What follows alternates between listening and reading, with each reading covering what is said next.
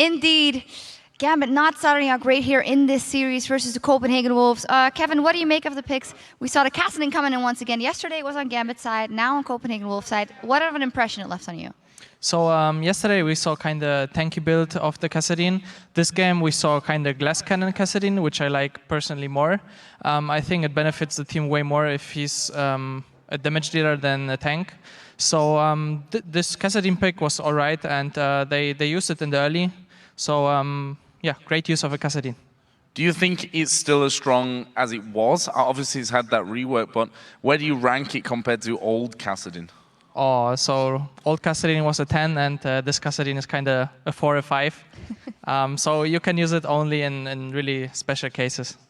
So your team obviously needs to do very good as well. Let's talk about the other lanes. The top lane, Renekton versus Vladimir. We know how much Youngbuck love his Vladimir, but actually Darian was doing pretty well. Tell us a little bit about how that matchup scales up as you go further in the game. So normally early is kind of Renekton because you can bully, and Vladimir has still really big cooldowns. After level 9, it gets a bit harder for Renekton because he doesn't have too much MR, and the cooldowns from Vladimir are really low, so he can just poke. And yeah, Renekton did actually the smart build and wait for the Blade of the Ruined King with the Spirit Visage, I think it was.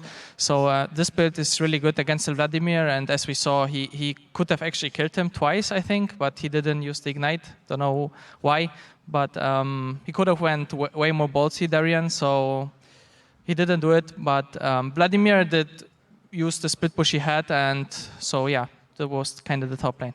What about Volibear? Because that's the first time we've seen it in this split. Obviously, it was Diamond who last year brought Volibear into the LCS. What were your thoughts on him, and how does he fit into the meta right now, and how strong is he?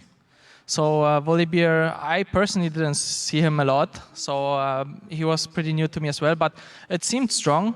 If he could have been more in a skirmish or in a fight earlier in the game, I think they could have put a bigger lead.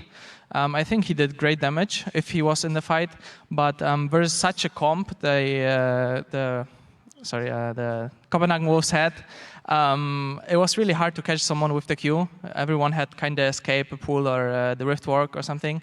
So maybe not the smartest pick, but yeah, overall I think Volibear is still viable. So about the game itself then, we heard Quickshot actually saying they got into positions, Gambit, where you thought, okay, they're going to siege now, they're going to try and take down some towers, but never really got to that stage. Do you think they could have done more at certain stages of that game where they were ahead? So it's always hard to push against a Ziggs. It's really hard. He has so many abilities that can interrupt you, that can actually kill you even if you're out of position.